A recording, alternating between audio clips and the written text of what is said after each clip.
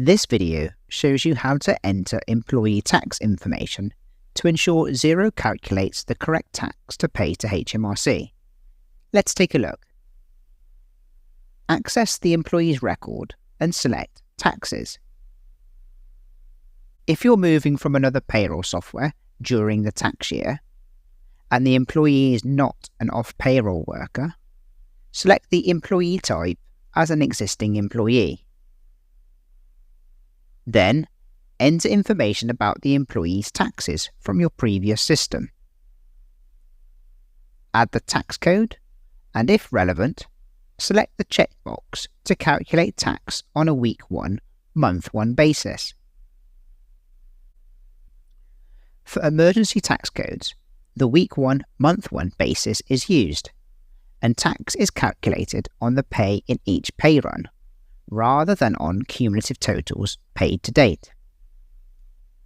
If you need to enter information relating to the existing employee's previous job, select Has Previous Job Tax Information, and then enter the total pay and total tax to date from their P45. Alternatively, select Doesn't Have Previous Job Tax Information for existing employees who don't need to enter details from a P45. It's important to remember that if you're moving payroll systems, you must enter current employment year-to-date information in the opening balances section of the employee record after completing the taxes and pension sections. If the employee is a new starter, select New Employee. Then, choose an employee statement about their job history from the 3 options. Select A if the employee has not been employed or received government benefits since the start of the current tax year. Select B if the employee has previous employment or government benefits since the start of the current tax year, but this is their only current employment. Or select C if the employee is employed somewhere else or receives a state occupational pension alongside this employment. Then select whether you have previous job tax information.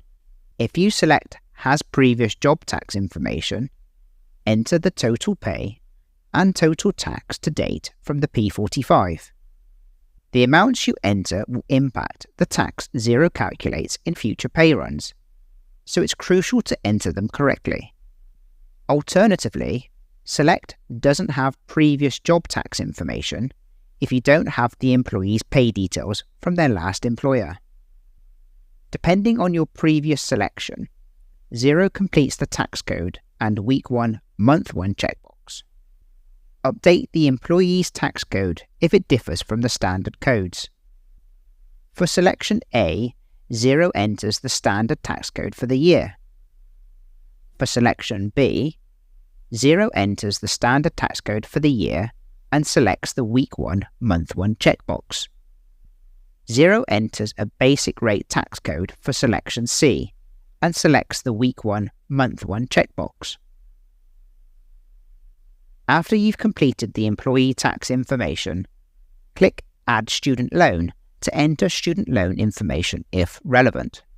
Select the loan type, add the start date, and click Confirm to save the loan details.